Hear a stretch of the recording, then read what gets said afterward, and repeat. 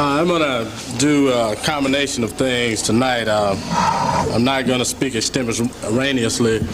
I want to say I thank Brother Applin for inviting me to speak here.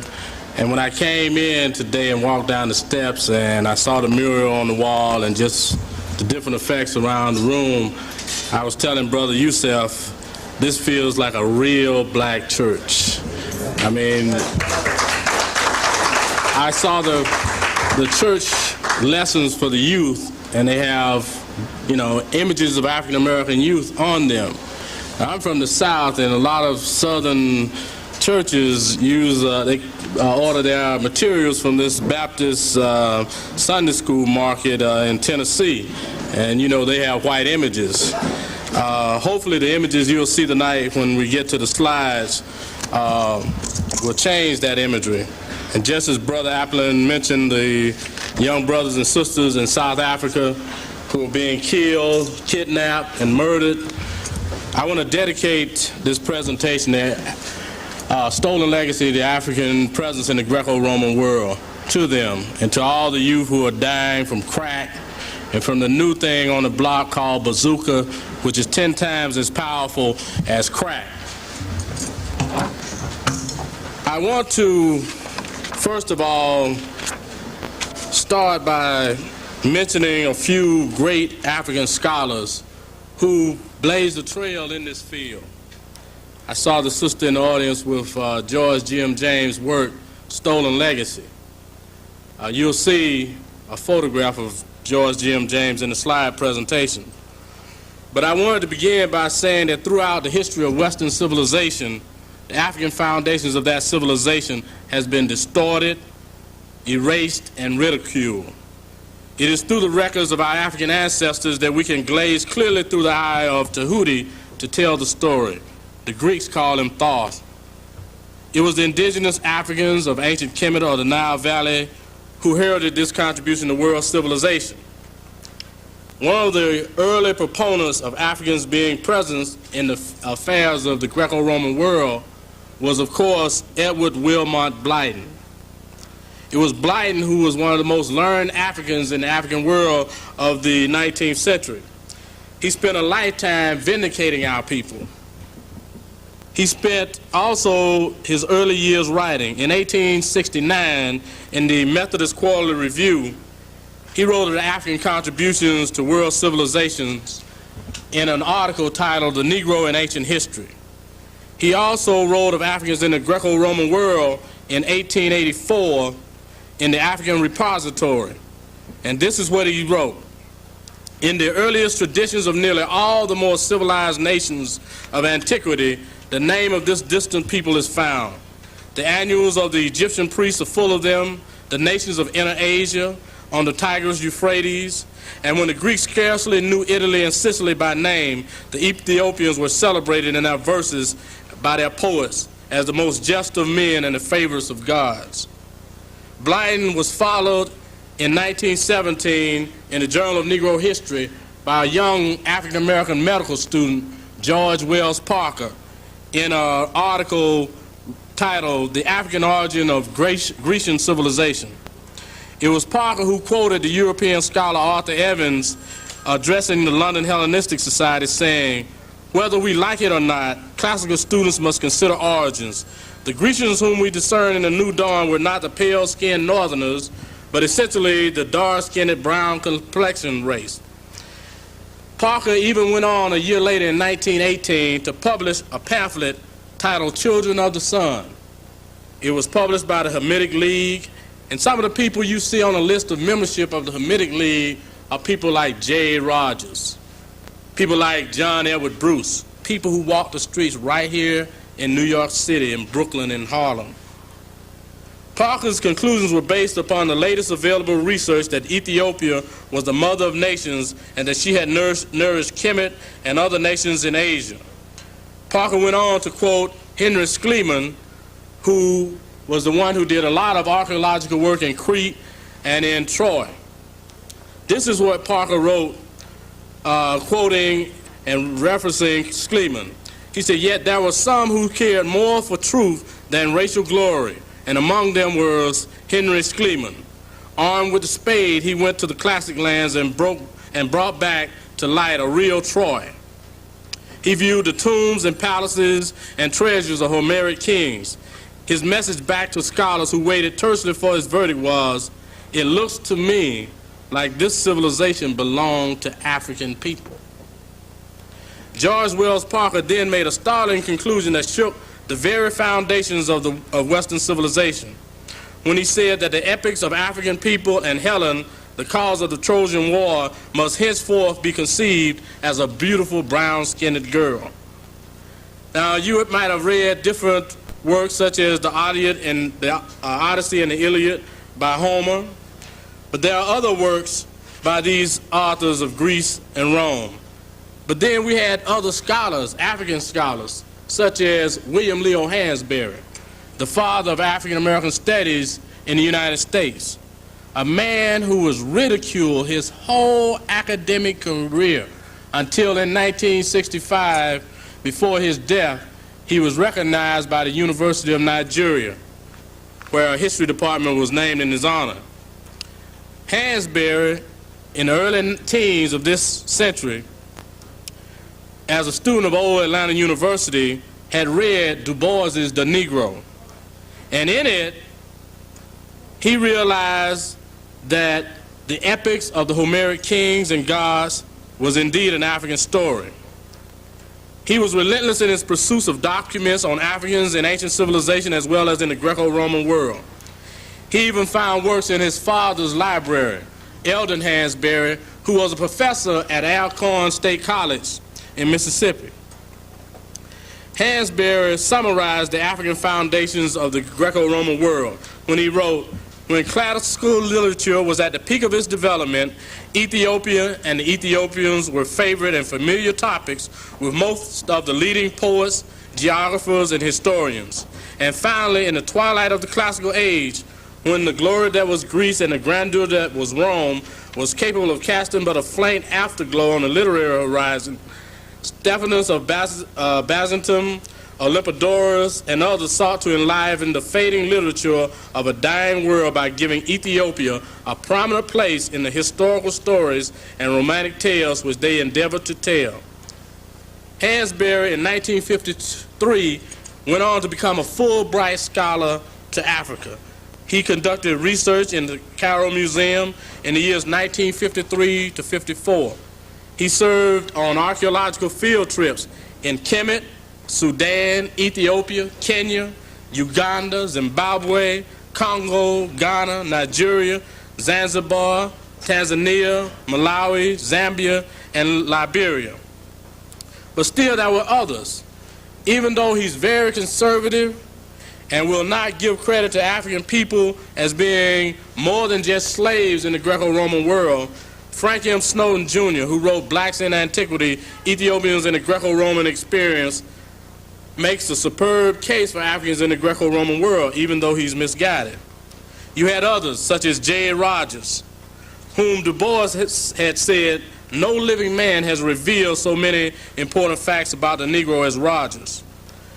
Then he went on to say of Rogers that Rogers was one of the best African historians writing in his day, even though he was not university trained. But then let me get to George G.M. James, who is an Afro-Guyanese who wrote the book Stolen Legacy, and he documented the foundations of Greek philosophy, education, and the very basis of Greek culture.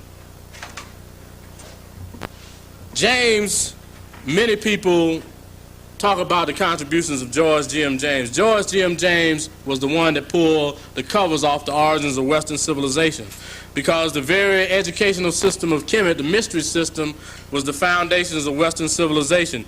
You had such people as Thales, Socrates, Aristotle, Aristophanes. All these people went back to Kemet to learn from these African masters. And James was the one who penned the work Stolen Legacy. And until 1976, the book was first published in 1954 and mysteriously lost until Julian Richardson, along with Asa Hilliard, had the fortitude to seek to have the book republished. It was republished in 1976, And since then, African people have been treating it as a jewel in their various libraries. But you had other people such as Ezekwe from Nigeria, who also wrote articles on the Negro in mythology as far back as the 30s. Then you had such people as Carter G. Woodson, who had written a story.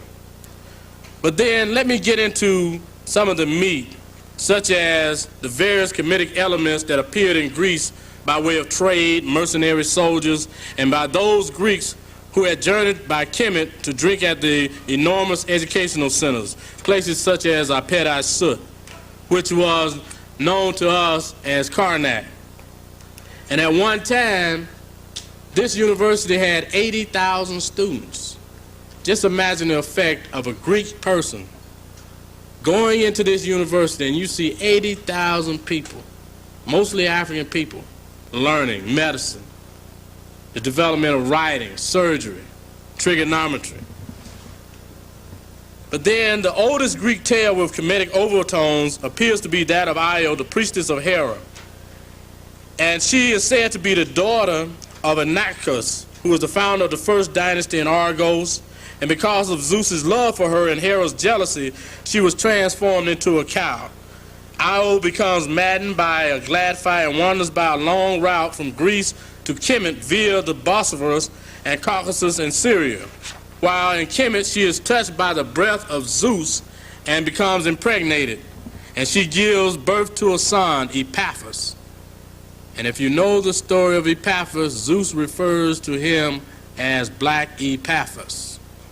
The main emphasis of the story of Io is her position as priestess of Hera in Argos, her transformation into a heifer or cow, her journey to Kemet and the birth there of her son, and the fact that the cult of Hera in Argos seemingly dates from Mycenaean times lends support to the theory that Io was contemporary with the 18th dynasty of Kemet, when there was direct contact between Kemet and Greece. In Kemet, the cow was held in reverence from early times. The most prominent cow goddess was Hathor, whose cult was that of great antiquity. And Sheikh Anta-Diop, the deceased Egyptologist, historian, and scientist, had said that in his article, The Origin of the Ancient Egyptians, that Hathor was an African woman. And if you're familiar with some of the work of Dr. Ben, he shows a temple carving, a photograph of Hathor as an African woman. The head, the body of a cow, the head of an African woman. Then Kemetic iconography seemed to be an exerted influence on Greek mythology. In Prometheus Bound, Io is called a horned maiden. Either the myths of Io arose under the stimulation of the cult and the iconography of Hathor, Isis, or the Greeks already conceived Hera as a cow goddess. Later, it was introduced other Kemetic tales into the story. And what you have is, and what you will see when we get to the slides, is how the Greeks would take an Egyptian or Kemetic god, transform it, Hellenize it, Greco-Romanize it, and it becomes something totally different. But then they always pay homage. Even in the cult of Isis, where the Greeks had processions down the street, you had people such as Nero participating in them, and they would have statues, walking down the streets with statues of Osiris. And then they even changed the appearance of Isis from an African woman till she becomes increasingly Europeanized. But let me go on and talk about Greece and Rome, which was continuously influenced by the native populations of Kemet. The cultivation of the olive and the use of bees to obtain honey and wax were taken to Greece by an Egyptian named Aristomenes. Even Attica was founded by a Camite named Kekrops, or Ka-Kepere Senwosret I. He also founded Athens. Kekrops, or Ka-Kepere Senwosret I, introduced marriage, law, government, and religion to Greece. Herodotus even recorded that the Kemetic priests taught the Greeks the concept of the universality of the soul. Kemetic inventions were even stolen by the Greeks, such as Archimedes, who laid claim to the endless screw and the hydraulic screw used to pump water. And I see Brother Kamal in the audience, who's doing a lot of research on hydraulic engineering in the Nile Valley. It was Democritus that learned astrology in Kemet, and later Greeks who learned the life-giving methods of agriculture in Kemet. Because Kemet continued to be the spiritual capital of the ancient world, it gave to the Greco-Roman world other gifts of culture. It was the Kemetic priests who taught that music was a form of healing. The use of the science of sound to unify opposites to create harmony or music. Now, how many of us have headaches, feeling bad, don't want to be bothered with anybody, and we put on some Coltrane, or we put on Charlie Parker, and we feel soothed? All this disease, and we put on music and it heals us, going back to one of our ancient African lessons. According to Herodotus, most of the ancient Greek musical instruments were invented by the Egyptians of the Nile Valley. The triangular lyre, the single flute, the cymbal, the kettle drum, and the sistrum.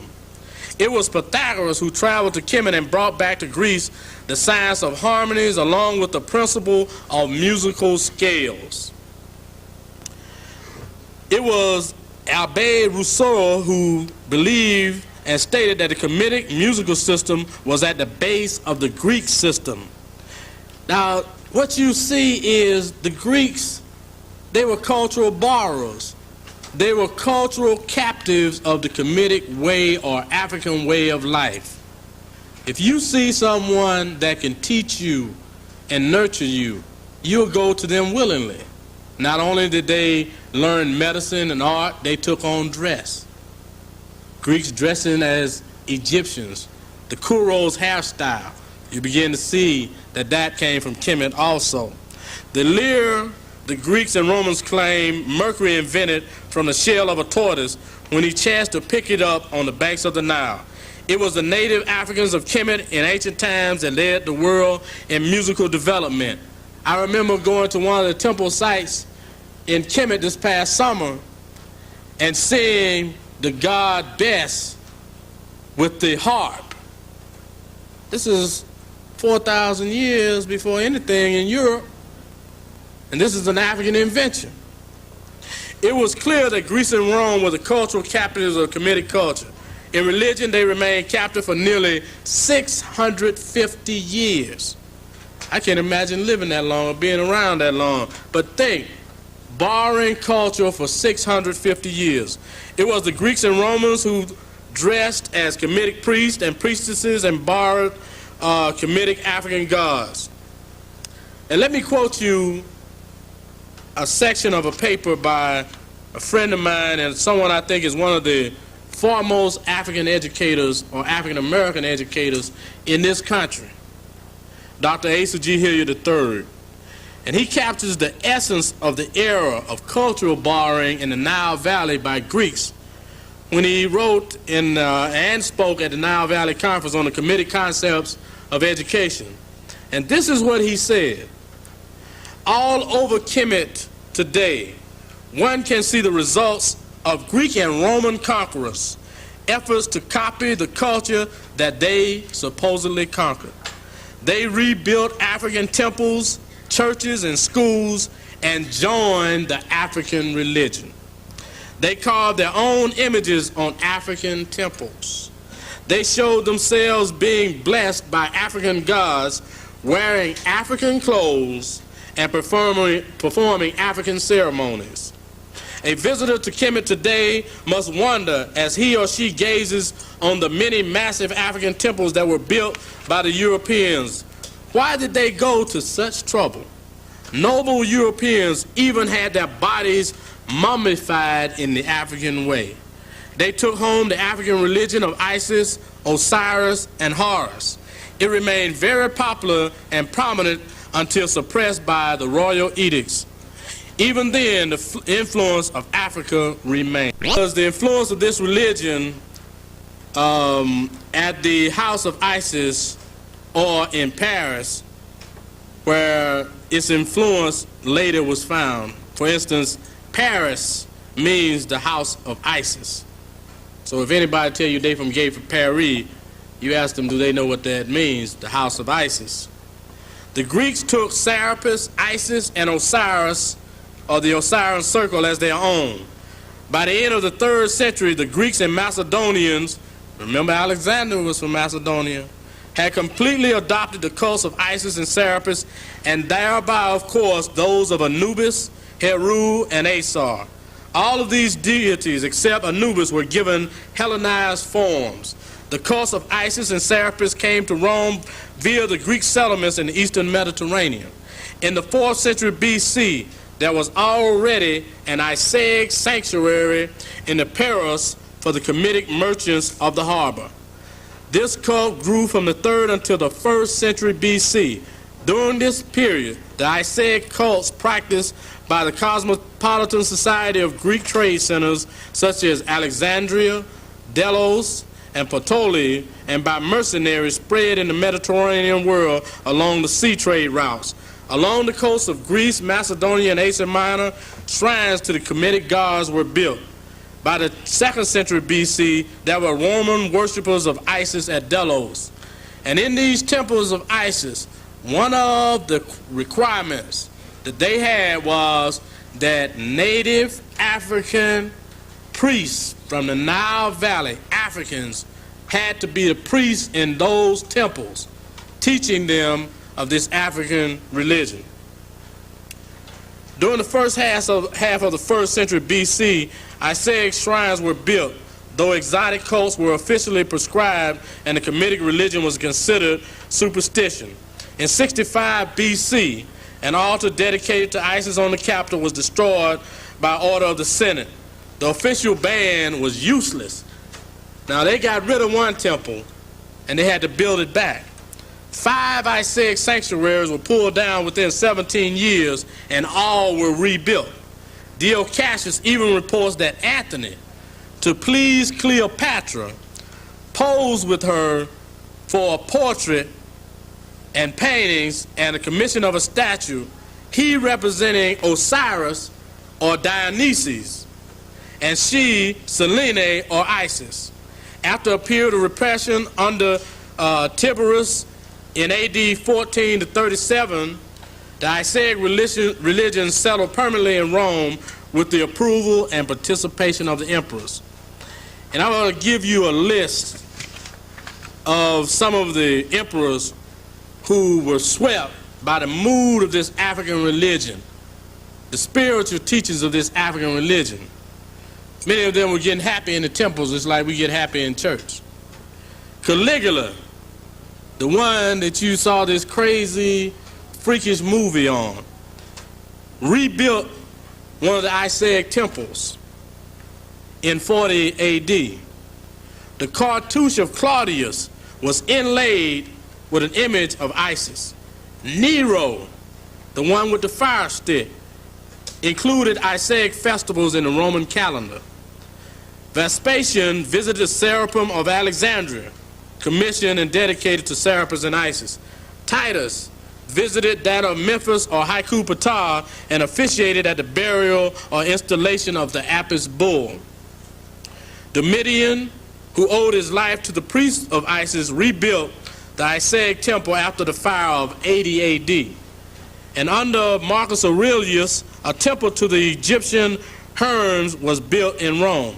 Commodus possessed zeal which surpassed all of that of his predecessors, and he could be seen with his skull shaved according to the Isaic rites, participating in the procession of Isis and knocking on the head of a priest in front of him with a statue of Anubis he was carrying to mortify the flesh. Many of you in your religious teachings hear about mortification of the flesh. Here you see it in Roman times, taking a lesson from Kemet. In the Roman Empire, worshippers of Isis resisted Christianity as late as the end of the 4th century, at which time one could still see the old procession go through Roman streets. Although Hellenized and Romanized, Isis, an African goddess, was the true patron saint of the Greco-Roman world. There were even other evidence There's epigraphical evidence in the form of coins and other means for the worship of Kemetic deities in the Hellenistic world, which is illustrative of the extensive power of the influence of Kemet. On many of the coins of Asia Minor, there were Kemetic figures. Before the time of Alexander, the horned head of Ammon, and you will see a slide of Zeus Ammon in the slide presentation, taking on and borrowing from Amun, the Kemetic god. There also appeared in Asia Minor on coins issued in the 5th and 4th century representations of Zeus, as I had mentioned, borrowing from Amun. There were other coins at Malta of the 2nd and 1st century before Christ that showed the cult of Isis and its importance. There were also cults of Isis in Crete. You will see maps showing how the cult of Isis goes from Memphis and from inner Africa, northeast Africa, and the Nile Valley, up into southern Europe, Sicily, Greece, and Rome. And many of you wonder, well, where did this Black Madonna story come from? This is the story that you see in the story of Isis and Horus, or Set and Heru. Evidence of the Isaic cults are present in bas-reliefs and coins and other antiquities found in Megara, Corinth, and Argos. It is also in the area of science, mathematics, and medicine that Kemetic civilization gave impetus to the Greco-Roman world. Scientifically, the Kemites were the masters of science in the ancient world. Diop says of them, it is only when the Greeks came to Kemet, principally Archimedes, that he came back from Egypt and said he invented the endless screw after seeing it in Kemet. Then he further states that the formula C equals pi times D is attributed to Diostratus. This formula, which gives the length of the circumference of what is believed to have been established by the Egyptians as the circumference of a circle, has been alleged to have been originated by a Greek author. But it was also known that Eratosthenes was the one that coined and invented the circumference of the circle. They go on to list other persons, such as Hippocrates, who we all know was not the real father of medicine, but Imhotep. It is important that the Kemites of the Nile Valley produced the world's first physicians, they produced the world's first medical knowledge and literature. It was the native Africans of Kemet who influenced the contributions of Hippocrates with the Hippocratic Oath. It was Hippocrates in his own essay on ancient medicine that reveals the invention of medicine that came from the Kemites. Even Pythagoras returned to Greece and then to Cronan, Italy, where he established a brotherhood imitating the Kemetic priesthood in dress, practice, and philosophy. The Greeks and Romans both continued to use Kemetic methods of arithmetic. Even G. Sarton believed that the ancient Greeks believed Kemet was the birthplace of astronomy. It was also in Alexandria that native Africans continued to bestow Kemetic genius on the Greeks. But then you had cases where Kemetic gods were borrowed by Greeks. Asar or Osiris, Osiris being a Greek name, of course, becomes Dionysus or Serapis Pluto to the Greeks. Or Set or Isis becomes Demeter when she becomes Greek. Heru, when he gets to Greece, changes to Apollo. Neith becomes Athena. Hathor, the African woman, becomes Aphrodite. Amun becomes Zeus. Tahuti becomes Hermes. Ptah, Hephaestus. Amun-Ra becomes Ares. Khonsu becomes Hercules. Imhotep becomes Aesculapius. Heru-Khatu becomes Harmachis. The Benu bird becomes the phoenix. Nut becomes Re. Ra becomes Helos, Seb becomes Kronos, Set becomes Typhon, and Apu becomes Panopeus. So you see, for 600 years, the Greeks, after 332 BC, and after being prohibited for 5,000 years, came and were educated by Kemetic priests in increasing numbers. They studied directly in the Kemetic mystery system, even though there were restrictions. Even Pythagoras was given a runaround when he went to Heliopolis to be educated by the Kemetic priests. They were taught by others who had direct contact with the Kemetic priests, and the Greeks, as I said, were taught fragments. They were not given the whole story. But scholars knew this. They knew the African contribution to the Greco-Roman world. They knew that the Greeks got their knowledge from ancient Kemet. But then there was the big ripoff. Up until the 19th century, the story was told that Africa gave impetus to the Greco-Roman world. Then, because of racism, the story began to be changed. You had cases where whole new histories were written. There was a place in Germany called a university called Göttingen University. And at this university, some of the major educators were educated from Germany and England. The university was founded in 1734 by George II. He was later the Elector of Hanover and the King of England. And at this university, they laid the foundation for racism, colonialism, and imperialism. I'm going to give you some of the names and some of the highlights of some of these professors who shrouded many of their own people in ignorance about this story of the African contribution to Greco-Roman civilization, our stolen legacy. That was Johann Wickelmann. And Wickelmann was recognized by many as the founder of the academic discipline of his story. He worked mainly in the 1780s and 90s, and he even described Kemetic or African art as primitive. But then when he described these Africans, he said they were snub-nosed and bandy-legged. Then there was John Frederick Bulenbach, and he developed the theory of race, including the superiority of the Aryans. And he was a professor of natural history and introduced the term Caucasian into our language. Then you had Carl Muller, and he was the person who developed the system of source criticism. And this was the first step in discrediting ancient sources.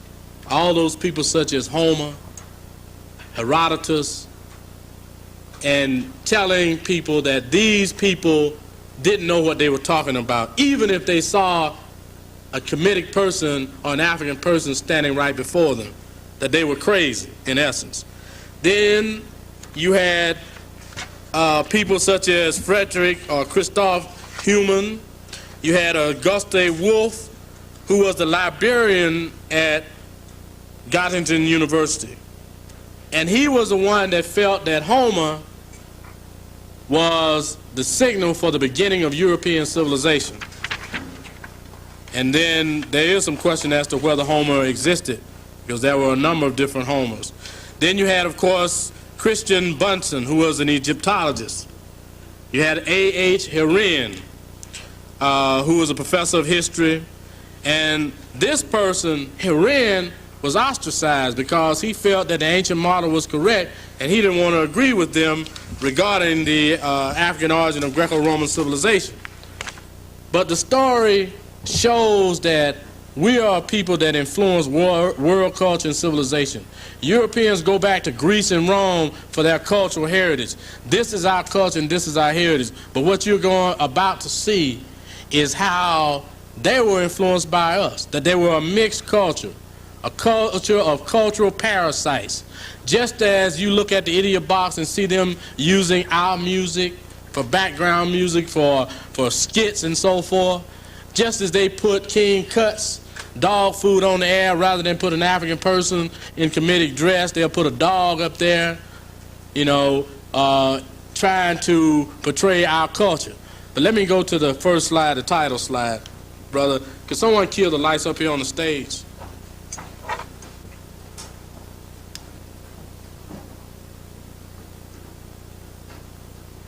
These okay. As you know, the presentation is the stolen legacy, the African presence in the Greco-Roman world. Next slide. This presentation was inspired by the work of George M. James in Stolen Legacy.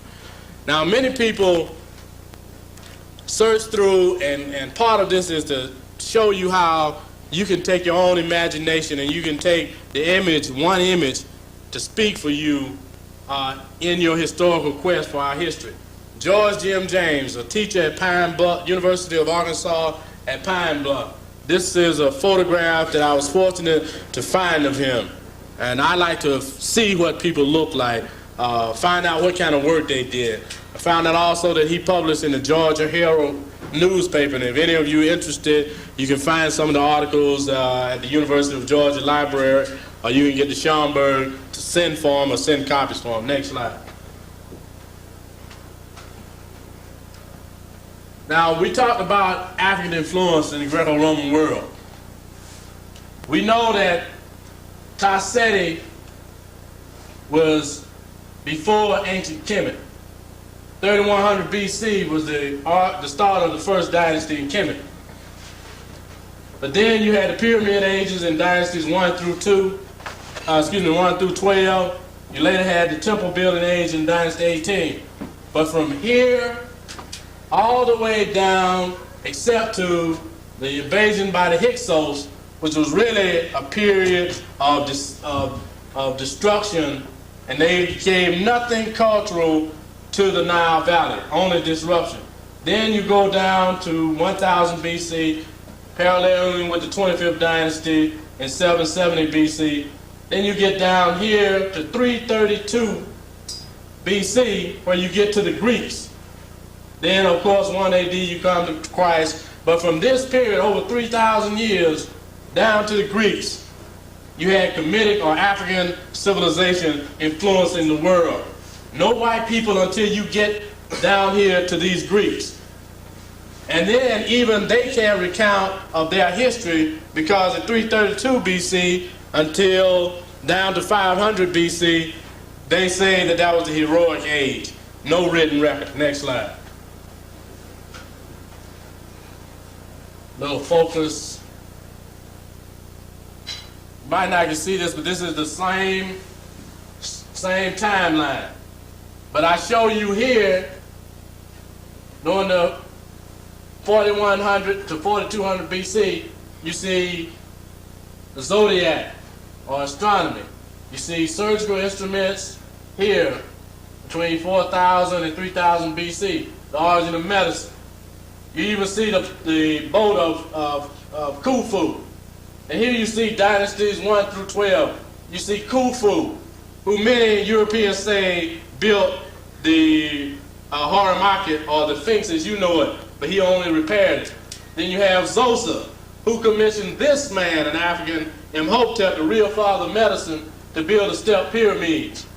And here you see Menes, which Diop says was the first king on earth at 3100 BC, who united Upper and Lower Egypt.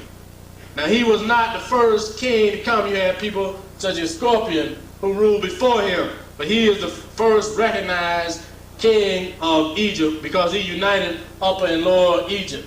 You'll see another clearer slide of him. People creating shipping, temple building, medicine, and astronomy long before you get to the Greeks and the Romans. But go to the next slide. Now, many people say, well, who are these people in the Nile Valley? Here you see on your left, ancient Camite of the Nile Valley, or African of the Nile Valley. You see the Persians, the Syrians, you see here Nubian. Now, you don't see, if you can focus that a little bit, it might be the angle of the slide projector, but both of these are dressed similar, and they didn't distinguish between each other racially. It was a cultural difference between the Camites of the Nile Valley and those of Lower Nubia. Next slide. And this clearly shows you what is an ancient Camite and what is a foreigner. Next slide. Of course, I had to add this. This shows you indigenous Africans of the Nile Valley, photo taken about 1950 in the Nile Valley in Aswan. Next slide. Of course, I said the first king on earth, Menes or Aha, or many of you might read of him as Nama. Now, if that's not the brother in the street or person in this audience, I don't know who is. And no one can tell me that this is a European and that this was a Caucasoid black that founded Kemetic civilization that influenced the Greeks and Romans. Next slide. Now, this is Seneferu, one of the pharaohs of the Old Kingdom. This is in the British Museum. As usual, the nose is gone, but you still see the African features. And I'm showing you this to establish what the ancient Camites look like, because people still feel that Egypt is not in Africa, that the ancient Camites or the Egyptians were a European people. Next slide. This is a mural from the dynasty of Menahotep. This is Kemset, Queen Kemset here. Notice the dark hue, just as you'll see of Amos Nefertari, an African woman. Now you see what they portray foreigners as, and you see what they portray themselves as. Next slide. This is Amos Nefertari. She's the founding queen of the 18th dynasty. And people mistake her and they attribute things that she did with Nefertiti. Nefertiti comes later in the reign of the 18th dynasty. She was the wife of Amos I, the one who fought the Hyksos. She also had a son, Amenhotep I. This woman was an administrator, ambassador, but many people, like I mentioned to Dr. Van Sertima in his Black Women Antiquity journal, that there needed to be a story on this woman's life. Because we get everybody else, we get Hatshepsut, we get Queen Ty, but this woman is very important. She advised her son. She was as an advisor in her family for over 40 years. Next slide. Of course, here you see her with her son, Amenhotep I. Still those African features. And as we all know, the blacker the berry, what they say, the sweeter the juice. Next slide. Queen Ty. This woman was the wife of Amenhotep III. They say he commissioned seals to her from Sinai to Nubia. Built a sacred lake for her. He loved her so much. When you're going toward, I think, the Valley of the Kings in the Nile Valley, you come across two of the colossals. They call them the Colossi of Memnon. That's what the Greeks called them. But they are really statues of Amenhotep III. And I had seen many pictures of Amenhotep III and those seated statues of him, but I never really noticed that on his side of his leg, on his knee, stands Queen Ty. That was the first time I really had noticed it. But as you see, She's a good old sister. Next slide. Thutmose III, who J. Rogers said was the Napoleon of antiquity. I say that Napoleon, when he went to the Nile Valley, might have found out about this brother and wanted to use some of his exploits. This, of course, is in the British Museum. And look at the nose and the lips. Covered all the way up into parts of Asia. Next slide. Okay, now I showed you what the people in the Nile Valley look like, some of their features. Now, here we start with their contributions. This, I mentioned Osiris, or Asar. Asar is a Kemetic name. Osiris is a Greek name for this god. African features. This is the one that Isis goes around. She loves him so much, when he's killed, his brother said, she runs around and goes around the land finding his dismembered bodies, whether they were 14 or 28 pieces, and puts them back together. This is an African person.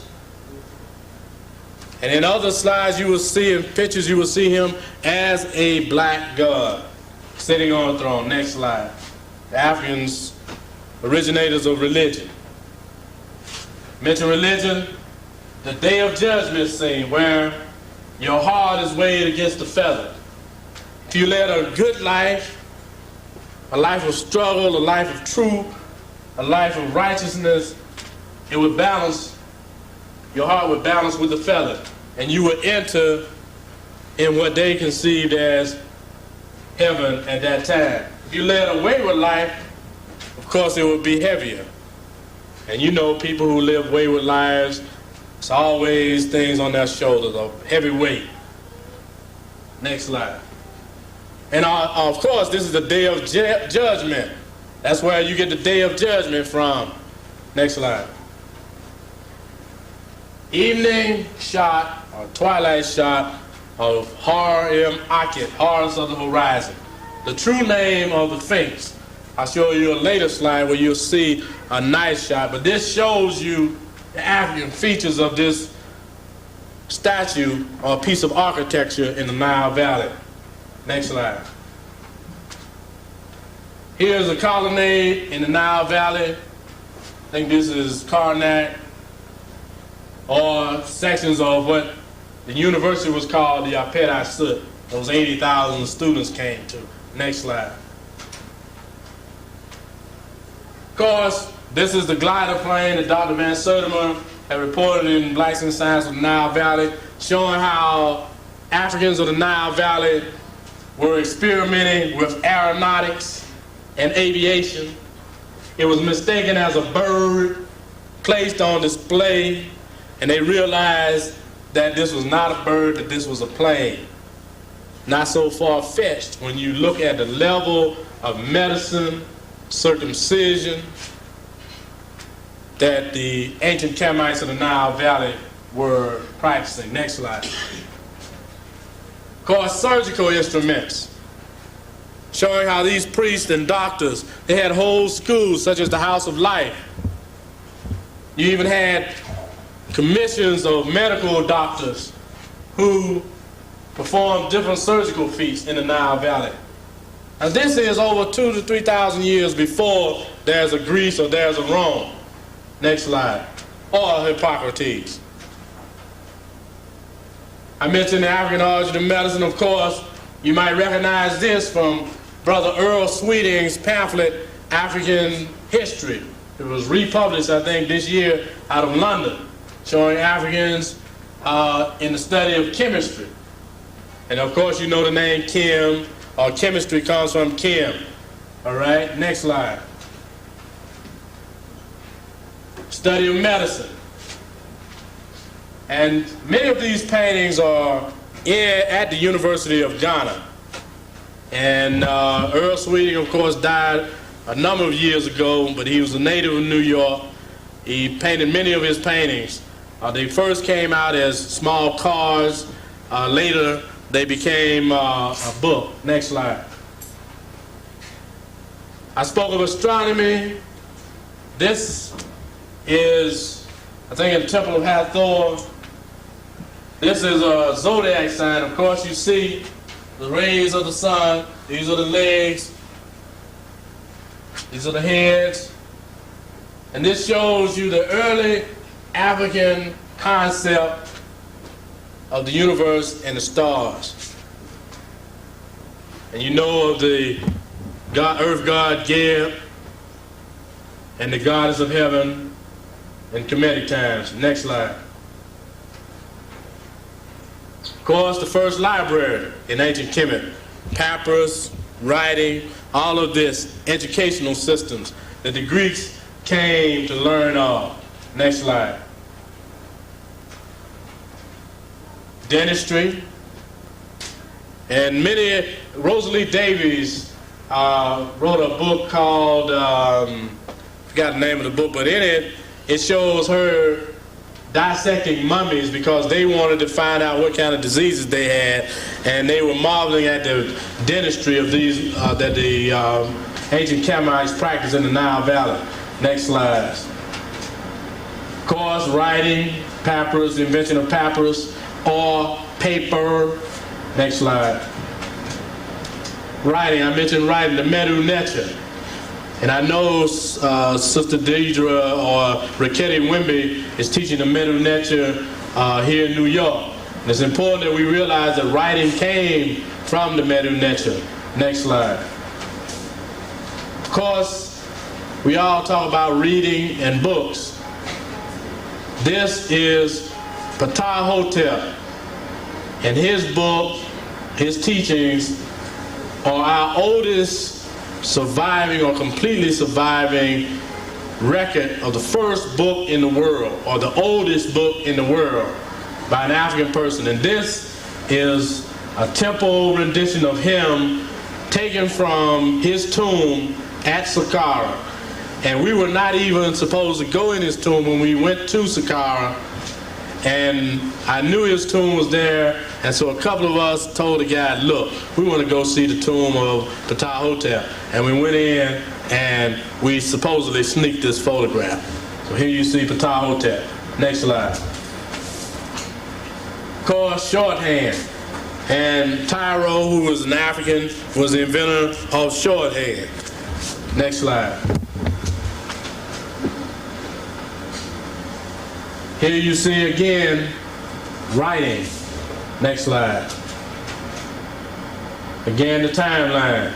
All that you saw came before these Greeks got here. Those were African contributions. Next slide. Here you see the Greeks. Now here's where the Greeks come in. 332 BC. Now here you begin to see how they borrowed, how they stole from us. And you know how leeches and parasites leech on to people and drain the cultural heritage of a people. Next slide. Now, Herbert Wynn in Search of Man had this to say about Africans in the Nile Valley. He said, so great was the achievement of the Africans in the Nile Valley that all the great men of ancient Europe journeyed there. The philosophers Thales, Anaximander, the mathematician Pythagoras, the statesman Solon, and an endless stream of historians and geographers whose works are all based on Herodotus' outstanding description of Egypt, to which the second volume of his history was entirely devoted. If you want to read more about what Herodotus had to say, read book 2 and book 4 of his histories. Then it goes on to say, in Blacks in Science, the most brilliant of the Greek students of science, such as Thales of Miletus, Democritus, Pythagoras, and Eudoxus, traveled to Egypt to study. Seneca tells us that Eudoxus had to go to Egypt to study planetary motion, and that at that time, Egypt must have been the world's leading center of astronomy. Pythagoras spent no less than 22 years in Egypt studying astronomy, geometry, and the mysteries. Next slide. Here you see a Greek lady. Now this is what they look like. And there's no discrepancy in how the Greeks look as opposed to the ancient Canaanites. Next slide. Here you see Osiris, the black god I had showed you, and the statue that's in the British Museum previously.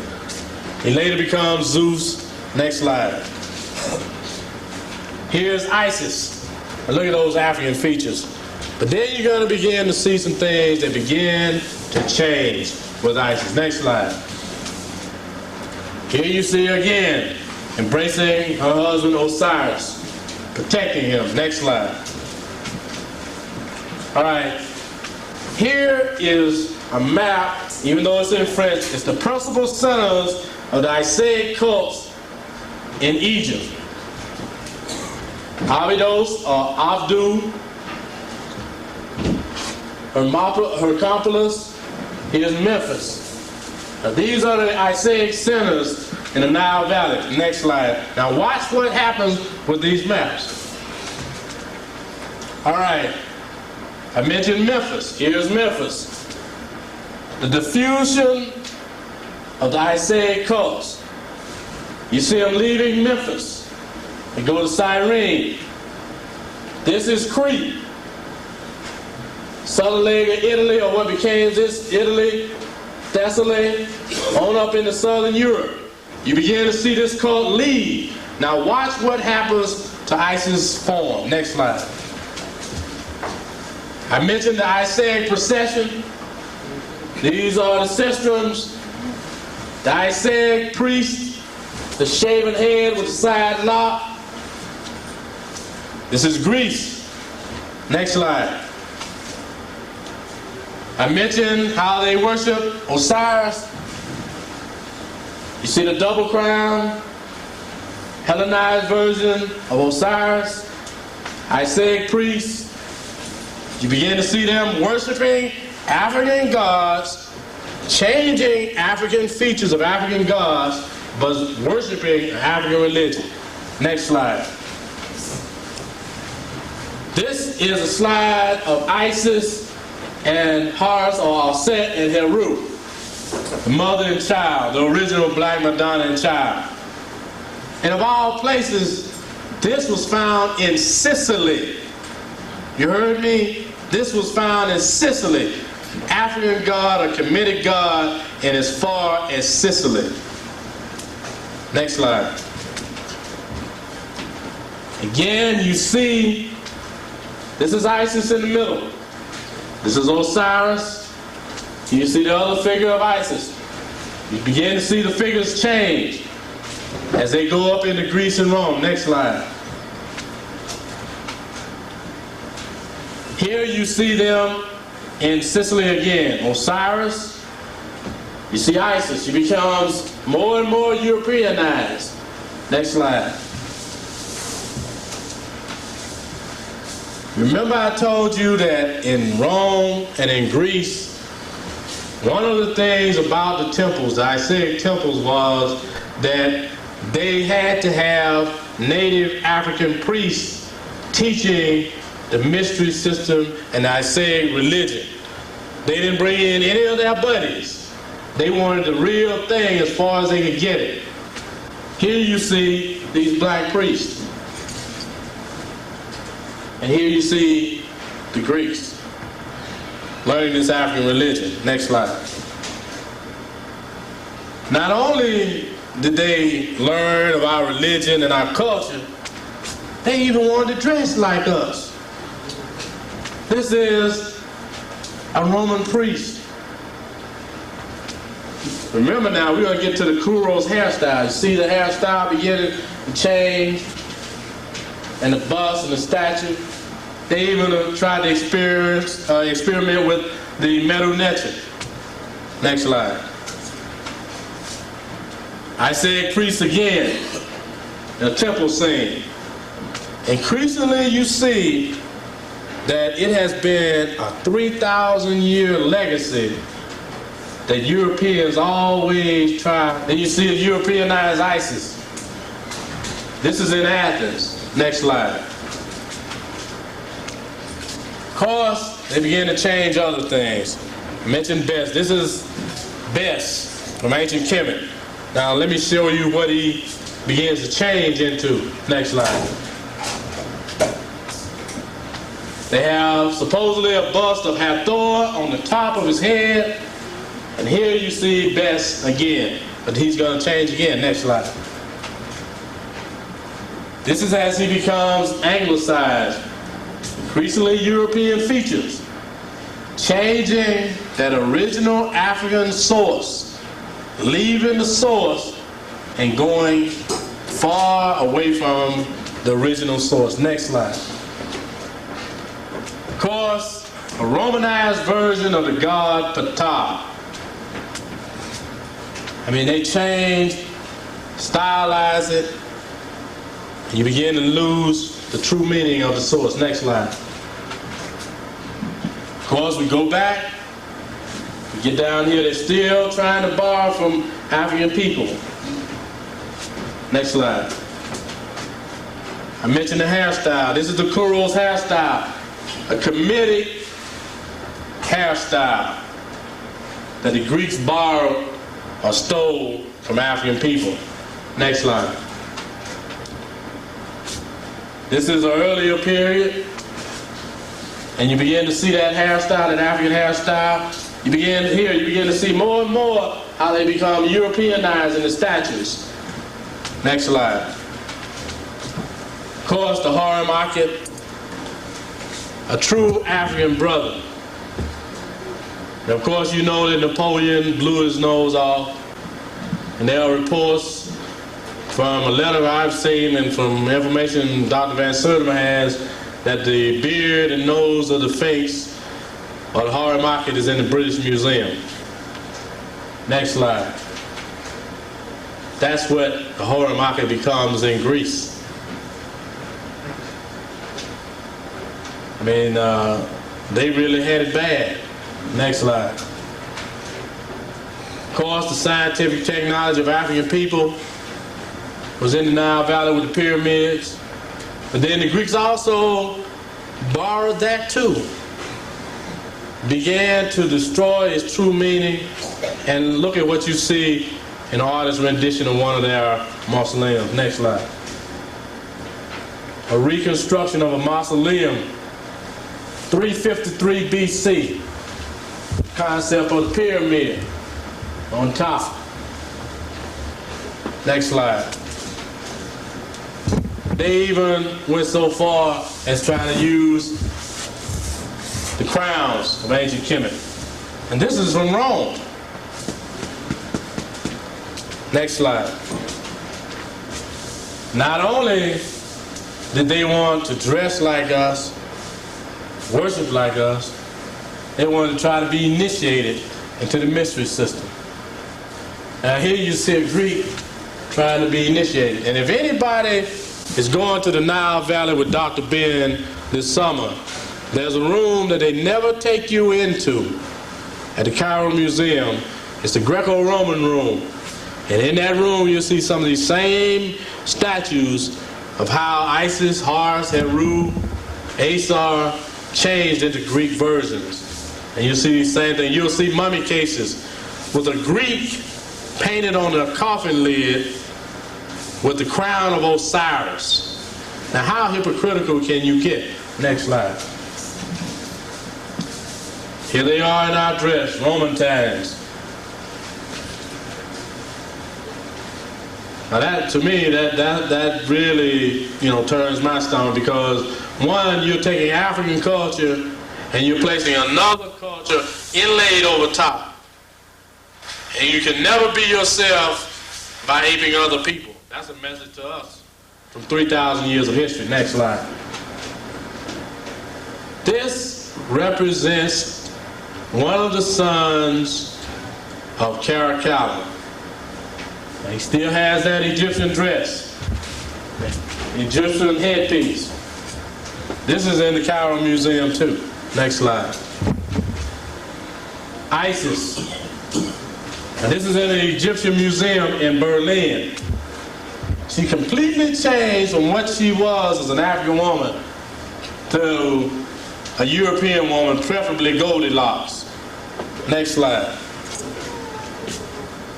Back to the timeline. You have to deal with where we were in time and space and where these Greeks were and what we were doing in the world at that time. You even had people such as this man, Amenemhat III, who the Greeks thought was Memnon. Then you had people such as Sesostris I, or Senusret I, who was the founder of Athens. Next slide. Of course, philosophy. You know, the African proverb, same thing in ancient Kemet. Tale of Two Brothers. The transcriptions of and reinterpretations of Kemetic literature by Malana Karinga. All these dealing with the philosophical, cultural heritage of African people. Of course, this is Sweden's rendition of Aesop. But then, look what Aesop becomes from this brother in the middle to this next slide. That's not the same person. They even have him naked with a club. And this is in Italy. Next slide. I mentioned Athena. This is Neith, the Egyptian goddess. Now watch what she becomes when she becomes, and even the Greeks go back and say that Athena supposedly have been related to, or her attributes related to Athena. But here's what Athena is in Greek culture. Next slide. This is Athena. Next slide. Now we talk about rulers and so forth in Greco-Roman times. This is Septimus Severus, the one who they say never lost his taste for food and who died in Gaul or France. Right? This is him on horseback and a hunt. And this is a glass plate from Roman times. Next slide.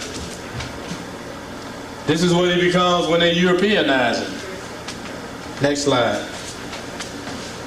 Now this is what Earl Sweeney tried to capture with the brother on parade. Next slide. I mentioned Amenemhat III, or the one that the Greeks called Memnon, the one who supposedly tried to save Troy. This is the brother in the Cairo Museum with what looks like dreadlocks. No mistaking who this brother was. Next slide. This is what they say in the artist's drawing is Memnon. But then they even put an image of an African on the shield. Little bit of truth, but never the whole story. Next slide. I mentioned Sesostris or Senusret I, founder of Athens. This is he in the Cairo Museum, showing how Africans still had influence in the Greco-Roman world. That it was not this European culture that we hear about when we take the humanities and they throw on Homer, Socrates, Plato, and Aristotle to us, and saying that they gave the cultural foundation to the world, when it was these black Africans who did it. Next slide. Back to the timeline. And I can keep throwing this timeline at you because you have to study chronology. You have to know what came first, what came last, what came in between, but always what came first, because that's the true story. Next slide. I mentioned Zeus and I mentioned Ammon. This is Ammon, the god Ammon from the British Museum. Now watch what the Greeks do to him. Next slide. Zeus Ammon with the horn. You saw what he was in Kemet. Now you see what the Greeks made it. Now look at the next slide of him. Here he is. But then you even see Kemetic representations. This is he seated here. This is supposedly the falcon. And you see other Kemetic symbols on corn. This is how they bastardize our culture, bastardize our heritage, where today we don't even know that that's where our culture came from. Next slide. Other gods and goddesses during the heroic age of Greece, when they had no written script, supposedly, even though we had started writing in the Nile Valley. This is a vase in the museum in Vienna. This kinky-haired, brown-skinned person is Hercules slaying the priest of Busiris, a king of Egypt, showing him as an African person. Next slide. Here you see him stringing a bow, still with kinky hair and African features, from a corn. Now this is the legacy that we don't know of, that they refuse to teach. But I'd say to you, you're here with 3 or 4 museums.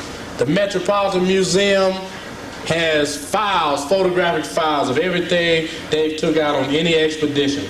And you can go in and get copies of those images. The one I showed you of Kim Set, wife and queen of Menhotep, came right out of the Metropolitan Museum.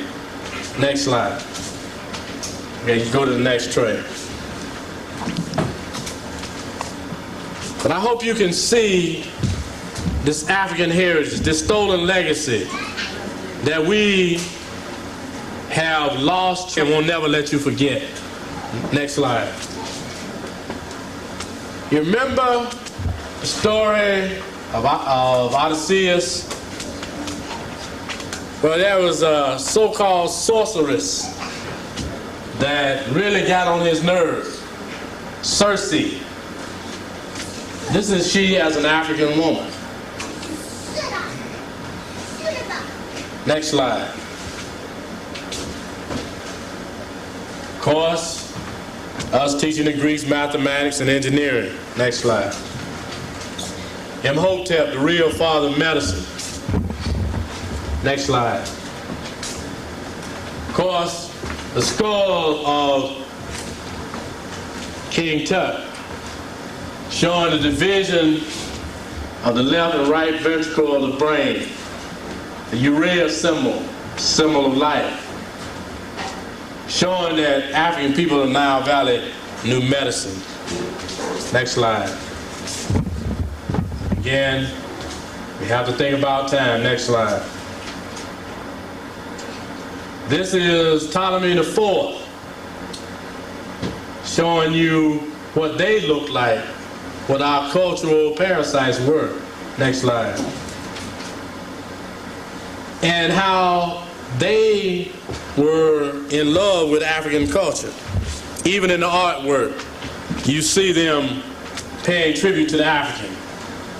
Next slide.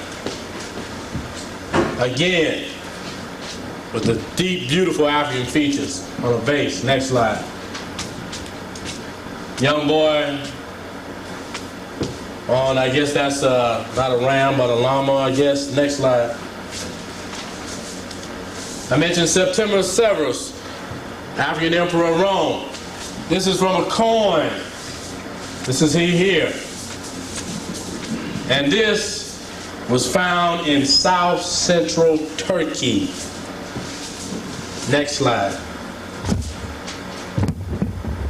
African on a bracelet, Greco-Roman times. Next slide. Earrings. Can you imagine a Greek walking around the streets of Greece with the earrings of an African on their ear?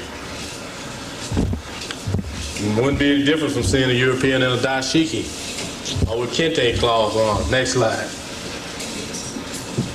Again, next slide. I mentioned Crete, which came before Greece and was colonized by the ancient Kermites. This is supposed to be the captain of the blacks from ancient Crete. And remember, I showed you the map of the Isaiah coast going from Kemet into Crete, they not only took religion, but they took culture and leadership to that area too. Next slide. Mycenae also predated Greece and Rome. See Mycenaean priestess. Next slide. Here you see them again. Full-figured African women from Mycenae. Next slide. This is from Greece, an African boy. Those look like dreads to me, or cornrows. Next slide. This is a vase, an African brother. This is supposedly from Phoenicia. Next slide. Of course, many of us know the story of Hannibal in the Alps, the Punic Wars, how they spent generations, and how he swore eternal vigilance against Rome. Next slide. Coins of Hannibal with the elephant. Europeans still refuse to believe that that is Hannibal. Next slide. The elephants that Hannibal supposedly have ridden into the Alps. Next slide. Now these are figures of African people during the Punic Wars. Like a brother with a bush. Next slide. Again, sister and brother in Punic times. Next slide. Here he is again. Peppercorn hair, one of our trademarks. Next slide. Go on. Now, we go back to our source, the Khufu, other Kemetic pharaohs. Next slide. Because Amenhotep, son of Hapu, builder of Karnak temple. We go back because you got to go back to the source to find our heritage. Because it has been stolen, it's been corrupted, and it's been hidden. But it's our task to find these images, to show their influence. One picture, they say, is worth 1,000 words. But until you have the knowledge and the concept behind that picture, or put it in proper context, you still don't have the right story. Next slide. This is Amenhotep III, who was the husband of Queen Tai, the one who spread the seals from Sinai to Nubia. Next slide. Many sisters wear the necklace with Nefertiti around their neck. And many of them are the Europeanized version of a bust that they found in the Berlin Museum. They don't know where or who it is of. They claim that it's Nefertiti. This is from her tomb. And this is what she looked like. Of course, Taharqa of the 25th dynasty. Next slide. And it's all a mind game. You know, they're playing games on our mind, and it's our task to liberate our mind, to free our mind. Next slide. And just as John Henry Clark says that if you want to find a friend, you look in the mirror hoping that you'll find yourself.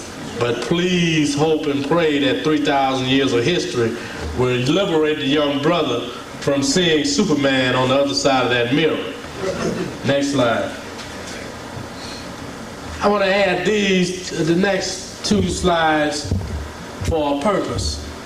I was looking through a computer magazine one day, and they had this ad: from a mythological past to a dangerous future. Games, computer games now.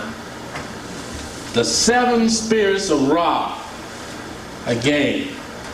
Says it challenges you to an adventure from 3,000 years ago. Experience the authentic drama of an ancient Egyptian myth.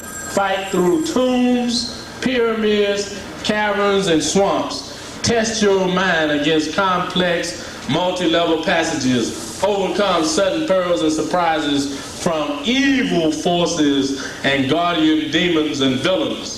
Remind us of our cultural legacy in Kemet, the true source of world civilization. Next slide. And of course, I had to put Malcolm in,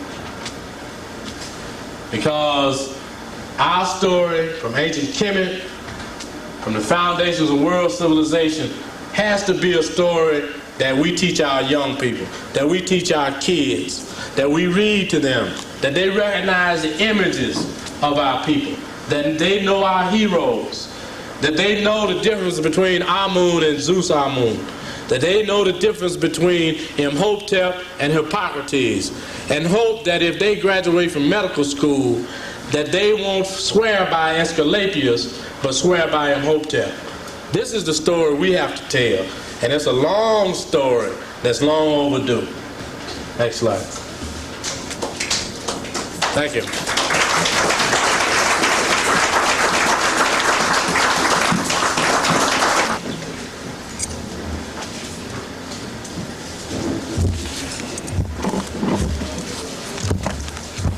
Oh, by the way, if any of you are interested, I have some brochures on the table for the Teachings of Ptah-hotep, a book I helped edit. And I have some tapes from the Nile Valley tapes that was held in Atlanta in 1984. I have Dr. Kofor on Black Peoples and Personalities in and of the Bible, Runoko Rashidi on the Nile Valley Presence in Asia, and Naeem Akbar on the Nile Valley Origin of the Science of the Mind. But I would like some questions.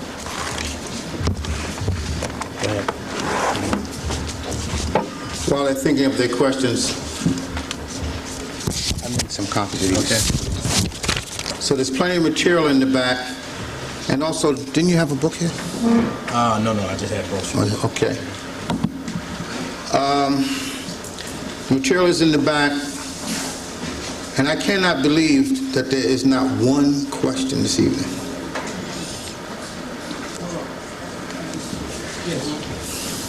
Go ahead. Go ahead. Aside from Soul and Legacy, which other books would you recommend to us in terms of sort of tracing all of the influences of our ancestors into Europe?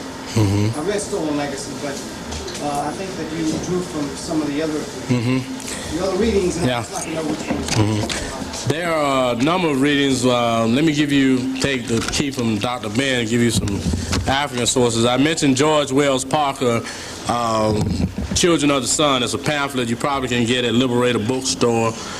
There's also a book by Henry Olila. He's a brother from Kenya. He wrote a book called From Ancient Africa to Ancient Greece.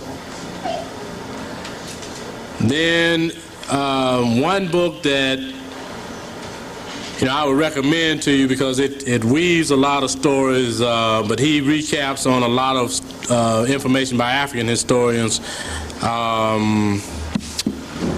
Who is Martin G. Bernal's book, Black Athena.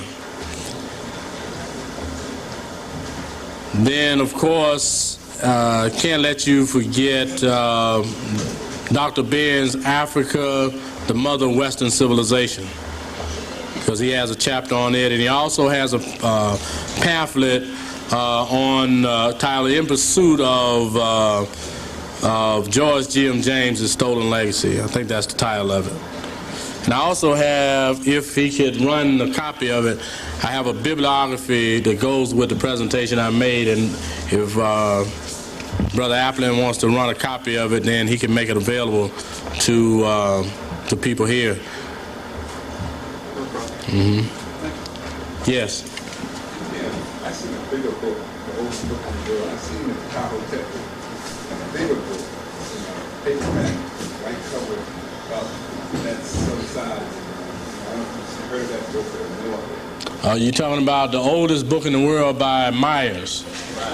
All right, and I just found out that brothers G.K. Osei or Gabriel K. Osei had recently passed, but he was the one that reissued the oldest book in the world by Myers.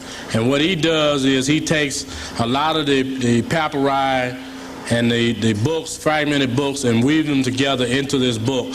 And I think it was published in like 1906 or 1907. I would suggest that if you were looking for that one in particular, to contact Brother Simmons, George Simmons, if he's up and about now, to see if you can get a copy of it. Yes?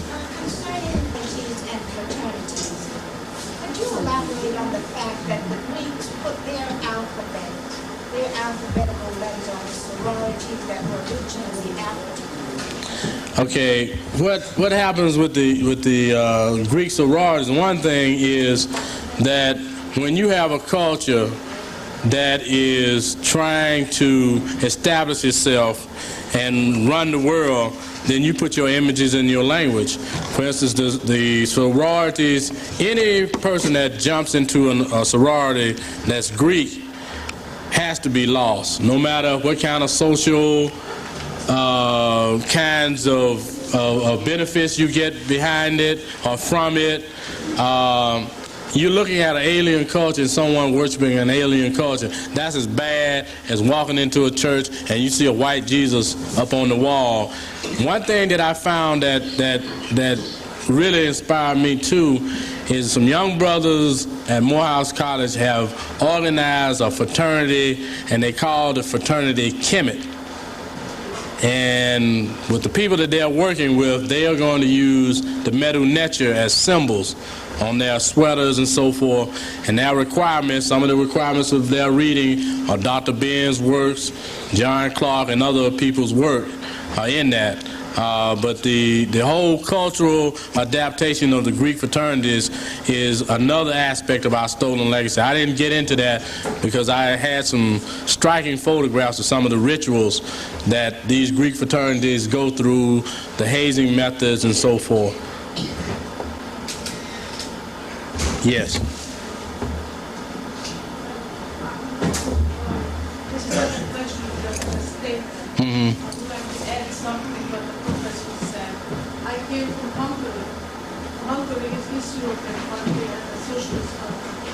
When I was in elementary school and high school, we learned all this, what the professor said. It was taught, we learned about the African origin of human civilization. We learned about the Greek and the Romans, how they went to Africa and learned everything from the Africans. We learn about what the African gods were transformed into Greek gods and everything. Basically, we learn about all the subjects that we learn now. I just want to tell people that in Eastern countries, East European countries, and this is the reason why I come to this church for 4 years and listening lectures, because I know about the human civilization. That's why I come to it. Thank you. Yes. Is there a stolen legacy connected with the elves and masonry, particularly with the 33 degrees, only 33 degrees? There's a lot involved in that. Your Masonic teachings, for instance, if you are involved in that or geared toward that, the teachings that you learn are just stolen legacies or lessons from the African Nile Valley. Even the symbols. If you take, for instance, when we went to the tomb of Seti I, we were walking down this rampway. I think Reverend Brown was in front of me, and on the wall was a painting of an Egyptian priest. If you know anything about masonry, the stance, the foot that you step off on, everything is there. Those teachings are nothing but stolen teachings from the Nile Valley. What has happened is the credit to our people, if they were to give and open up the credit for the Masonic teachings to African people, just think what that would do. If they won't recognize our contribution to Western civilization, and then the whole Masonic teachings, a lot of it keeps this country running. Even with the dollar bill you know of, the all-seeing eye of Heru and so forth, all of those symbols are there. And the point is even when you look at some of the Masonic teachings, books, of manuals, you see a case where Hiram Abiff is really Osiris, and they Europeanize him and he becomes Hiram Abiff. All of that is involved in this whole stolen legacy process. Yes. One more. in one of your slides, you showed an excerpt from the book by Herbert Went, Ancient Man. Is that book still available? You could. The only way you could probably get the book is through a rare bookstore, using rare bookstore. But the quote that I took that from is from a book called What They Never Taught You in Your History Class, and I forgot the brother's name, but you can get it here in New York. Yes. Enjoyed your lecture this evening, and the young lady from Hungary mentioned the fact that the time she was a little girl in school in Hungary, I believe that she learned that cradle civilization stemmed from Africa. And I was wondering what...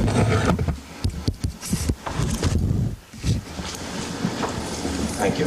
And in conjunction with the young lady, what she said from Hungary, I know my brother had been around the world twice as a merchant seaman, and in Italy and Romania and other parts of Europe, even in South Africa, there were certain things that he saw, blackness, that here in America we didn't know about. So perhaps the European was not as vicious as the Americans when they bought their slaves, because I understand no one has been as brainwashed as the so-called American black. And as a result, here, these, because of the quality of the people, the fact that they were from the prisons of England, and also the deadbeats from other parts of the world that came here to settle, like the Indians. Perhaps that's one of the reasons why also that we don't know as much about it as those people who may be living in other countries might have been suppressed from us. Okay. Yeah. I wouldn't say that the situation was less in European countries. I think it's a political thing when you see what happens in Eastern European countries, because one, Eastern European countries are deeply involved in the African continent and other parts of the world where African people are concerned, whether it's for detrimental reasons or for good reasons.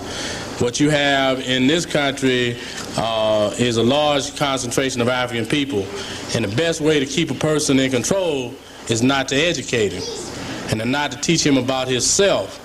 Wherever you see African people in the world, unless they control that part of the world themselves, they're going to be on bottom unless they're fighting like you know what to get out of it. Just as Brother Applin mentioned at the beginning of the program, we're fighting in South Africa, we're fighting all over the world. And also in Eastern European countries, you still have remnants. For instance, in Poland and in other places, you still have the Black Madonnas. You have... I know in Hungary, in Russia, and other parts of the world, you have those Black Madonnas. But see, what you have here is the fact that they will not teach you about, quote, black history or the Negro first here and there, let alone teach us about what you just saw. Our responsibility is to gather this information, because I know for a fact that certain kinds of information mysteriously disappears. Then you'll see 30 years later or a generation later, some white publication have put it back out, making millions of dollars on it. But it's our task to teach our story and our legacy. These other countries, for instance, in Russia, it's taught, but it's not something that they put totally out in the open, that Pushkin was the father of Russian literature, and they have his statue in Leningrad. But, you know, it's our legacy that we need, and the first story we need to get straight is our legacy in ancient Kemet, and also concerning the origin of man in Africa. Because even if you go back to the early history of Europe with the Grimaldis, you find that we were there too. And if you deal with the migrations of the 6 species of man out of Africa, where 3 stayed and 3 left, and they went up into Europe, and then in the Grotto of Infants, you find us, and you find our artwork, even as far as Siberia. You know, I think that it's a story that we have to tell. I don't think it's lesser of a story because they are in Europe. One of the things would be because if you're going to teach someone to go to try to control someone or go on the African continent, you have to teach them something about the people. For instance, Van Sertima mentioned and Walter Rodney mentioned how at the School of Oriental and African Studies in London, how they were taught certain things in a certain way. You teach them a little bit of that history, so when they go in, they relate to the people. But you're going in to control and rule the people. So that's one of the reasons why they get another story. And also the fact that you get a little bit of liberalism in some, countries. In 1950, in South Africa, 1951, someone showed me in the New York Times, I couldn't believe it, where they took out the last vestiges of hope, people of South Africa, black people in Africa. In the Songs of Solomon, where it begins, I am black economy, O ye sons and daughters of Zion, they changed it to say, I've been darkened by the sun.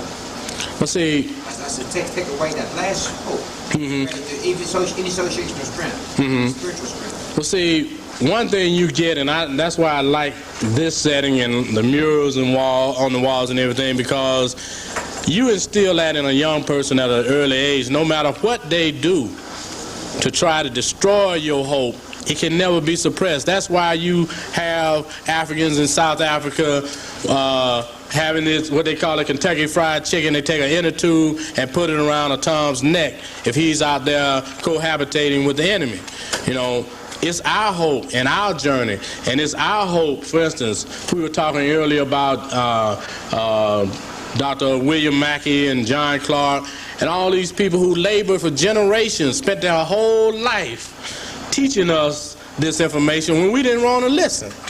But look where we are now. We're right here.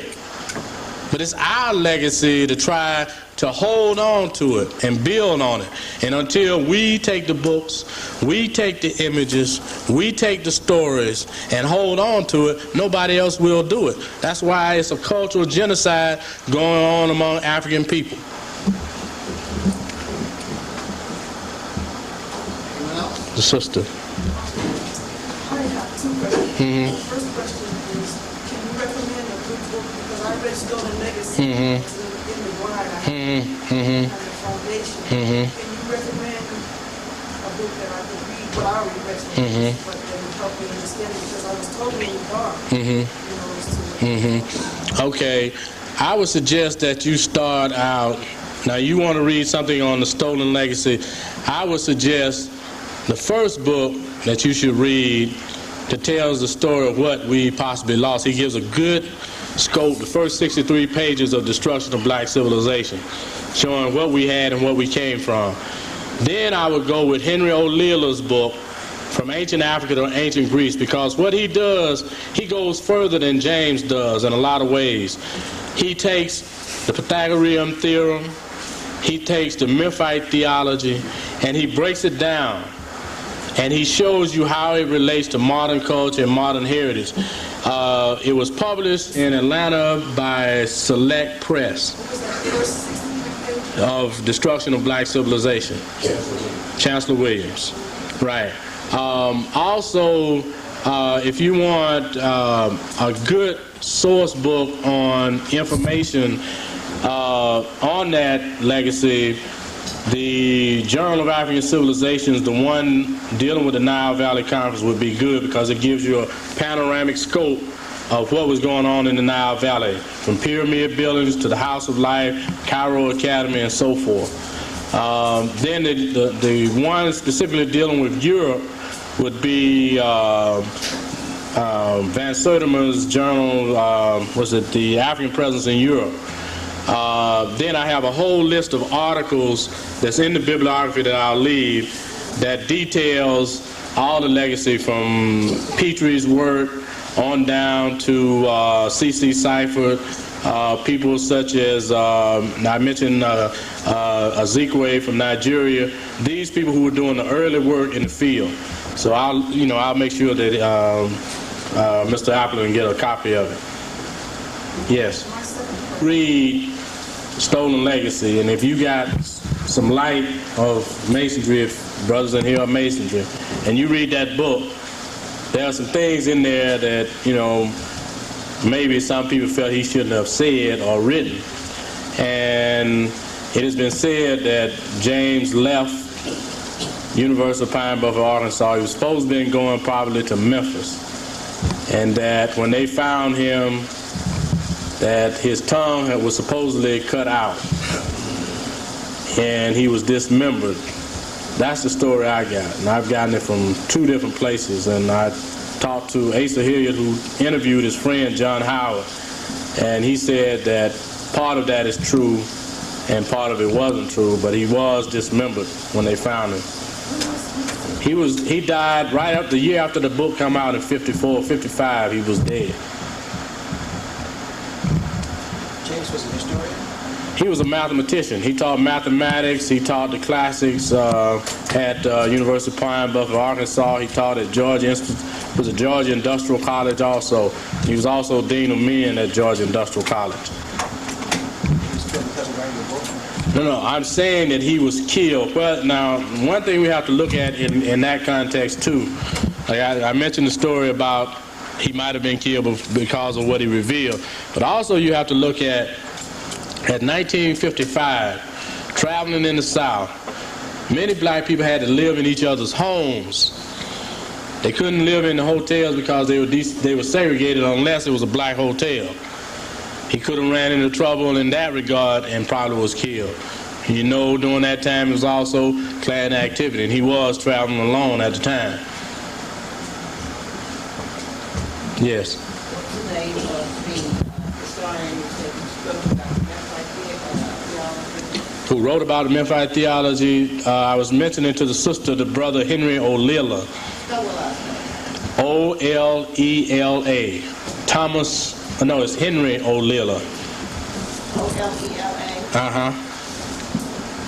And did you mention the publisher? Select Press out of Atlanta, Georgia. What was the name of the book? From Ancient Africa to Ancient Greece.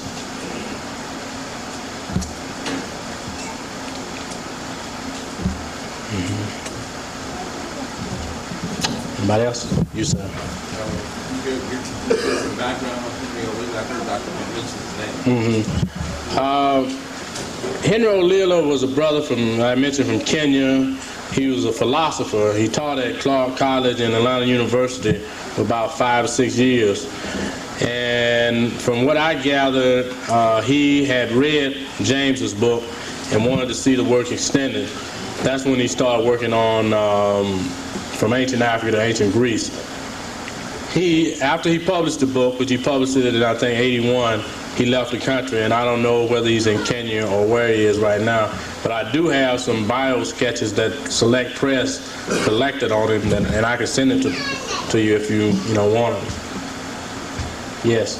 This slide have a line there show. It's about how they manipulate information, how the information game with TV, newspapers is used to manipulate public opinion. For instance, I don't know how many of you have seen, there was a thing that Ted Koppel did on the effects of the media, and they showed how in the news media they could create a story or report on a story and change all the facts of the story and get you to believe the story. And that's part of the thing that Schiller does. It's an excellent book. He also published a book called, I think it's Communication and Cultural Domination. What's his first name? Robert.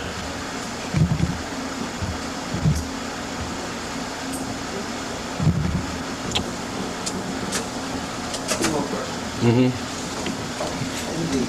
In the Timbuktu Learning Center, I understand you're going to try to expand that.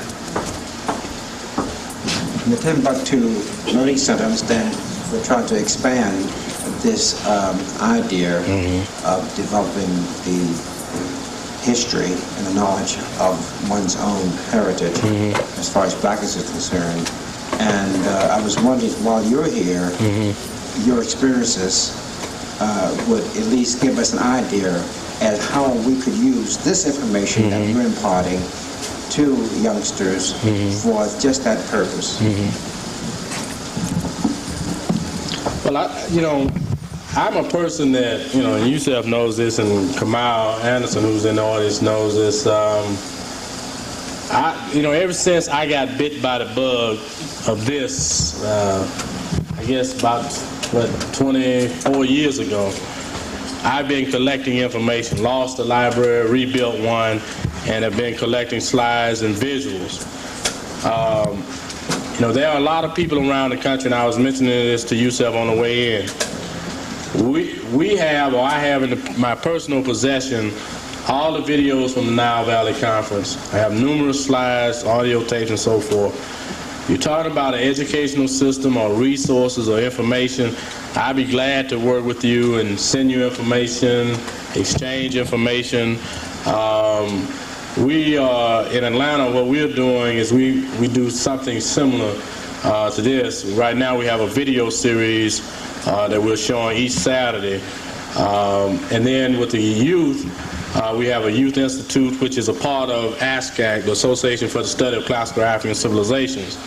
And what we have done, we've gotten a sister who's on the board to give us 6 classrooms in a building on Saturday. And so what we've done is set up an African education program. And what we are doing is utilizing the 7 liberal arts and teaching kids mastery of self, spiritual development, physical development. We've gotten brothers who are skilled in the martial arts who are going to participate, historians, educators, and so forth. And I think it's a great experience because what you see, if you could see, for instance, what John Clark or Dr. Ben experiences when they see someone that they met, say, 30, 40 years ago, that they helped teach, and they come back, they're a medical doctor or whatever with African consciousness. I remember John Clark mentioning he had taught us kid about Imhotep and when he was with Har-U-At, and how he was at the airport in Denver and somebody came up to him and touched him on the shoulder, and he looked back and he didn't recognize the guy, and the guy told him his name. He remembered the name, and he remembered that he had taught that little boy about Imhotep, and that guy was a doctor of neurosurgery to this day. And that's the kind of thing we talking about building. Like I saw on the letterhead, you're building a nation. Unless we take it a commitment, a sacrifice, and another thing, you have to have real love for your people to do this. I mean, this is something that, you might not make a salary out of it. For instance, I do something totally different to make my money, so I can spend my time doing this. So, it's this kind of thing, networking with people, helping people. It's a flood of information, and you'll find out that there are people all over this country doing the same thing. That's why I say there are some seeds being planted now, and these white folks ain't gonna be able to live in this country, because in the next generation, we had the civil rights movement, we had the black arts movement, or the Black is Beautiful movement. Now just think of what we're going to have in the next generation when more of our people wake up with this kind of information. Well, now we have a New York State movement. Oh, yeah. You know what I mean? Thank you for a very nice, a very interesting lecture. I just wanted to ask you if you're familiar with Dr. Richard King from California, right? I heard him speak on that there is only one race, the African race, and you mentioned the Grimaldi, and actually Grimaldi is only a variation of the African. That's right. And that, everybody else is really just an African hyphenated whatever, African, Asian, African, European, African American, right? But it's just a variation in environment that made racial differences. I think that's the thing for a child. I found I didn't have that information, and as a result, I was confused by trying to figure out why I looked one way and somebody else looked another way. And then when I come to find out that really I am the norm, right? And somebody else who doesn't look like me is the recessive, and not the dominant. I mean, so you can't leave science out of any of the history that you learn, and I know you know that, and I know you stress that. I just wanted to make that point. Right. Well, see, one thing, and I had the experience of meeting Dr. Diop when he came to Atlanta, and in on some of the organizing of it. And his main point was that it's a scientific fact that we were the first people on the earth, that we don't have to necessarily be proud of it, but it's a scientific fact. And anybody who doesn't believe it is either a fool, you know, or either he's not alive. One thing that I think that's good, like when I came down the steps, I saw the lessons with the black children on them. It's important that we teach our children this lesson, but it's also important for us to teach, too, race first. I mean, I think that's one of the most misdirected lessons that we ever can teach our kids. Like my wife told me that some people at a job told her that they were not going to teach their children about race, or racism. And my wife told them, said, well, you know, are you crazy?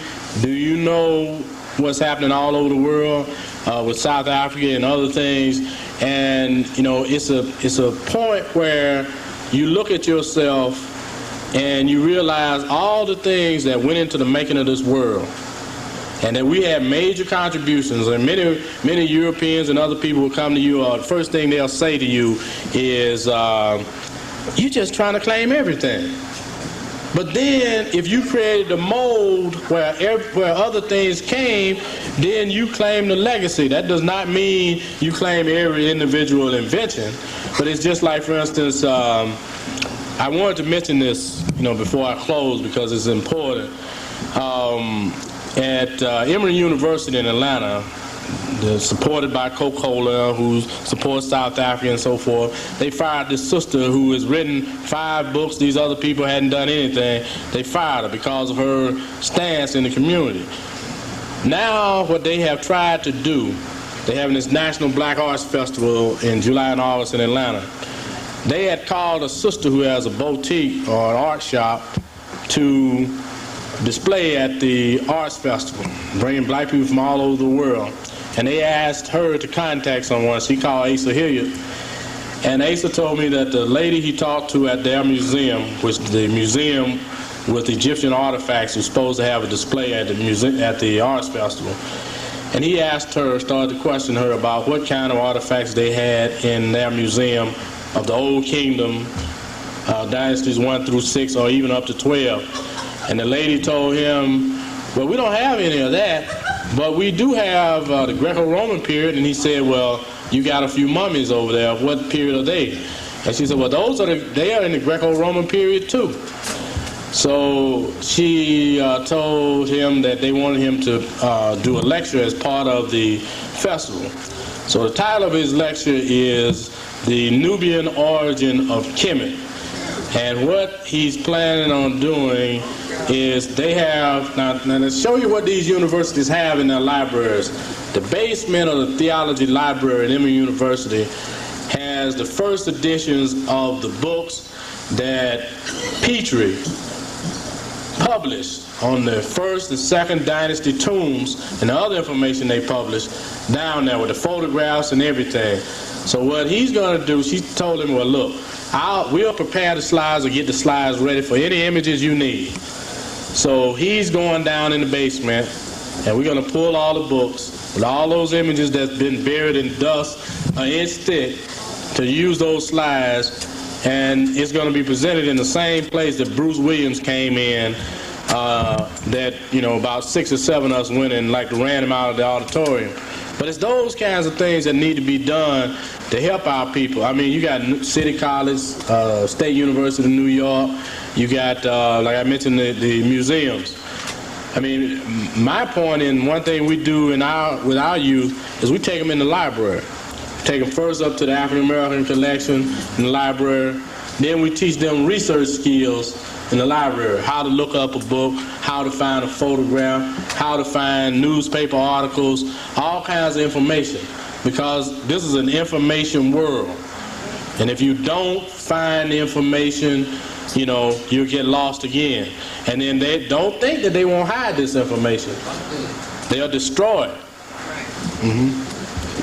One thing, as you're starting your study group down there, north here now, as of July 1st, people are going to have the use of schools for the first 4 hours in the morning, from 8 to 12. All of you block associations, all of you parents and so forth, get yourselves together and start utilizing those schools. It'll be a minimal fee, maybe $12 or $18, but you'll have 4 hours of usage. That means the libraries, the auditoriums, the gymnasiums, and so forth. You will look around and you're going to find those Jews and those Italians using their schools. And you're going to have to get yourselves together and go into your children's schools and start scanning the books that are supposed to be there. And they're there being disposed of. For the last 5 years, I've been giving away black books out of a high school that they were never taken out of the carpet. They were put there in the 60s, 67, 65, 64. And those books were there to be used to have kept this society from becoming what it is now. And why? Because for the black kids to get an education, it's going to have to be done through black people. Those Jews do not send their children to no parochial school to learn how to be Jews.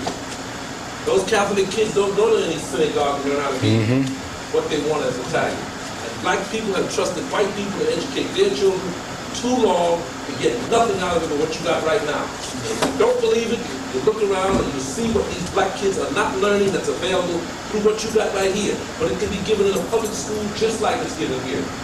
At that school, the Christian Adventist school, those kids are taught their black first, and then education. Because the education comes easier to them and they have an identity to apply it to. But when you have this here crap that they're calling, excuse the language, Americanism, it is a denial of what you are as black people. And once that's done, they can feed you anything. And then you're destroyed because you have no sense of self. What you're doing there in Atlanta, what you're doing here in the schools here, or any of them out there in the Black Poetry Theater, they are all the same thing. People coming together to stay alive. Because without it, my friends, you will not be here. And as you say, education is your only survival tool. That's what I'm saying to you. So all of you parents who are in any capacity as teachers, or even scholars, or even learners, get together with your block associations, get together with your churches, and use those schools. Because if you've read the papers lately, because of the conflict with the Board of Education, the custodians and so forth, July 1st, those schools will be open for community usage.